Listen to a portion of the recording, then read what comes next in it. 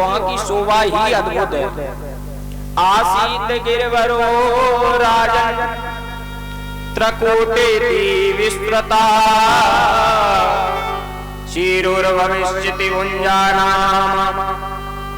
और उस सरोवर के ठीक बीच में एक कमल का पुष्प खिल रहा है, जिस पर एक भौरा गुंजायमान कर रहा है, बैठा है। हाथी अपने परिवार के साथ, हथनियों के साथ जल पीने के लिए उस सरोवर में आया। और जल पीने के लिए आया महाराज, जल तो पिया, लेकिन साथ ही साथ क्रीड़ा करना। क्रीडंतम और अपनी सूंड में जल भर भर के हथनियों के ऊपर उलीचरा, बच्चों के ऊपर उलीचरा, जल को गंदा कर रहा। इतने में इसकी नजर उस भौरे पर पड़ी। भौरा क्या सोच रहा है? भौरा उस कमल के पुष्प से महाराज पराग लेने में मस्त है। हम तुम है ना, घर गृहस्थी में आए, पराग लेने में महाराज इतने मस्त हो जाते, नाती लड़का बहू में इतने मस्त कि दुनिया की सुध बुध खो जाती। और भौरा सुध बुध खो करके महाराज पराग लेने में मस्त है। अब तो दुनिया की चिंता नहीं। तब तक हुआ क्या कि कमल की फूल की महाराज एक व्यवस्था होती है कि जब सूर्योदय होगा तो कमल का पुष्प खिल जाएगा, और जब सूर्यास्त होगा ना तो अपने आप बंद हो जाएगा। सूर्यास्त हो गया अचानक, वो सोच रहा था कि पुष्प में से पराग लेंगे और उड़ जाएंगे, लेकिन इनकी मनसा पूरी नहीं हुई। अब कमल का पुष्प बंद हो गया, अब भौरा साथ में उसमें बंद हो गया। अब सोच रहा है कि अभी पुष्प बंद हो गया तो क्या हुआ, प्रातः काल होगा ना। हुए हैं प्रात उड़े उगेंगे दिवाकर, प्रातः काल होगा, सूर्य भगवान उदय होंगे। ले उड़ जाऊं मैं तो पराग खूबा, मैं इसमें से ढेर सारा पराग लेकर के उड़ जाऊंगा। लेकिन व्यक्ति की मन की धारणा, व्यक्ति के मन की लालसा कभी पूरी नहीं होती। इतना सोच ही रहा है। क्यों? बोले तन की खटका मन की खटका, वो खटका बीच पड़ी अटका, वो काले को आए लगो झटका, तो रह गई मन की मन में खटका। हम शाम को सोचते हैं, कपड़े लगा लेते हैं बैग में कि सुबह होगा बिटिया के घर जाएंगे, सूटकेस तैयार हो गया, कपड़े पैक हो गए, और जब सुबह हुआ तुम्हारा तैयारी कहीं और की हो गई। क्षण भंगुर जीवन की कलिका, कल प्रात को प्रात खिली न खिली, यस नाम रट ले हरी रसना, पर अंत समय में हिली न हिली। फिर जिंदगानी का कोई पता नहीं कि अंत समय में हिल रही है या नहीं, कुछ भरोसा नहीं। इसलिए अभी कर लो जो करना है, ये हमारी धारणा रहती है। लेकिन आजकल के लोगों की धारणा क्या रहती है? सुनो, लोग क्या कहते हैं? क्षण भंगुर जीवन की कलिका, कल प्रात को जान मिली न मिली। नेता लोग होते ना बड़े बड़े, सीट के पीछे झगड़ा होता है। क्षण भंगुर जीवन की कलिका, कल प्रात को प्रात मिली न मिली। यस नोट विपक्ष को ठार लिए फिरता, तन नम्र पे चोट झिली न झिली। यस नोट घसीट घसीट धरो, फिर अंत में सीट मिली मिली। प्यारे जो करना है अभी कर लो, फिर जिंदगानी का कोई पता नहीं। पल दो पल में क्या हो जाए इस मिट्टी भरे शरीर का। अब सोच रहा है कि आए क्या करें। तब तक हाथी क्रीड़ा करता हुआ थोड़ा सा और अंदर गया और अंदर गया। इतने में आयो गजेंद्र, वो अंदर गया, उस पुष्प को पकड़ करके उखाड़ लिया और मैं भौरे के चावा गया अंदर। कुछ मन की हो पाई ना, व्यक्ति के मन की इच्छा कभी पूरी नहीं हो पाती। जो मन में इच्छाएं ले लेता है कि आज मैं ये करूंगा, आज मैं वो करूंगा, सुबह होगा तो मैं ये करूंगा, लेकिन वो व्यक्ति फिर दूसरे के ही पीछे लगा रहता है, कुछ कर नहीं पाता। और अंत समय आता है तो क्या हुआ महाराज, एक सेठ जी थे, सेठ जी धन पैसे रुपया ऐश्वर्य की कोई कमी नहीं। किसी ने कहा कि महाराज भागवत हो रही है, गांव में भागवत हो रही, चंदे की भागवत, कुछ दान पुण्य कर लो।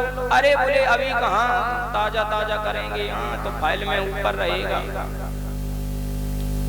अब साहब उसने घर की दीवार में धन चिन्हवा दिया, इतना पैसा कि घर की दीवार में भरवा लिया रुपया। लड़कों को पता चल गया कि दीवार में भरा है। अब समय ऐसा आया कि अब महाराज खटिया पकड़ ली, अब बोल ही नहीं पा रहे, मरने को तैयार है। अब दीवार की तरफ इशारा करें। आचार्य जी को बुलवाया गया, कुछ दान पुण्य करवा दो भाई, संकल्प कर दो। आचार्य जी को बुलाया तो महाराज आचार्य जी ने कहा कि कुछ कह रहे हैं, दीवार की तरफ इशारा कर रहे हैं। लड़कों ने कहा कि जिंदा पे तो इन्होंने कुछ दिया नहीं, अब मरे पे काहे को जाने दो, 13वीं के काम आएगा। तो महाराज कहा कि ये इशारा कर रहे हैं कि महाराज इसमें अब बच्चा ही क्या है, दीवारें रह गई, सोचे ही ले जाओ। क्या मतलब, जिंदगानी का कोई पता नहीं, जो करना है अभी कर लो। अब पुष्प को उखाड़ लिया, उखाड़ के चबा गया। जल में रहने वाले प्राणी मगर ने देखा, ग्रहे हस्ती, हम लोग भी एक हाथ पे अपने पे लिखो ग्रह, उसके बाद लिखो हस्ती और दोनों को मिलाओ, क्या हो गया, गृहस्थी। तो हम गृहस्थी के जंजाल में फंसे हैं, निकल नहीं रहे, निकल पा नहीं रहे। मगर ने देखा कि महाराज ये हमारे सरोवर को गंदा कर रहा है, जल तो पी रहा, कोई बात नहीं, लेकिन गंदा भी कर रहा है। तो उसने आज पैर पकड़ लिया हाथी का, अपनी तरफ खींचने लगा। अन्यता व्यक्तिरूपेण शयोद्यम प्रत्येक वर्षे। श्री सुखदेव जी कहते हैं कि राजा परीक्षित, जल में रहने वाले प्राणी की ताकत जल में दुगनी हो जाती है और थल में रहने वाले प्राणी की थल पे ताकत ज्यादा होती है। अब कभी तो मगर महाराज अंदर को खींचे ले चला जा रहा है, और जब ताकत लगती है तो हाथी बाहर की तरफ खींच लाता, और जल में जैसे ही पहुंचता है सो महाराज उसकी ताकत दूनी हो, खिंचा चला जा रहा है, खिंचा चला जा रहा है। सुखदेव जी कहते हैं कि परीक्षित ये 1 वर्ष तक ये अनवरत युद्ध चला। उसके बाद जब ताकत लगी सो महाराज हाथी खिंचा चला जा रहा अंदर। अब तो भगवान का नाम लेने लगा, कभी बुलाया नहीं, कभी भगवान की स्तुति नहीं की, भगवान को बुलाया भी नहीं। जब दुख पड़ा तो भगवान से कह रहा, तारो प्रहलाद तारो। प्रभु हमने सुना है कि तुमने ध्रुव जी को तार दिया, प्रहलाद जी को वैकुंठ मिल गया, उसके पिता राक्षस जैसी प्रवृत्ति, उसको भी वैकुंठ दे दिया। तारो प्रहलाद तारो, द्रवहु को तारो है, मोर ध्वज तारो, मम एक नाम गाने में। कह रहा कि भगवान तुमने ध्रुव जी को तार दिया, प्रहलाद जी को तार दिया, मूर्ध्वज जी को तार दिया, और भक्त भक्त तारो तो की पे एहसान कियो।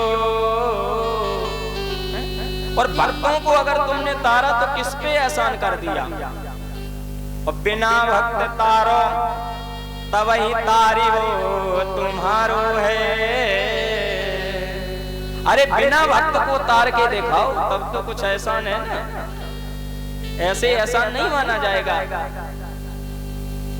बार बार बुला रहा है, लेकिन भगवान तो देखते हैं ना कि ये भक्त हमारा मजबूत है कि नहीं, ठोंक पीट के मजबूत हुआ कि नहीं।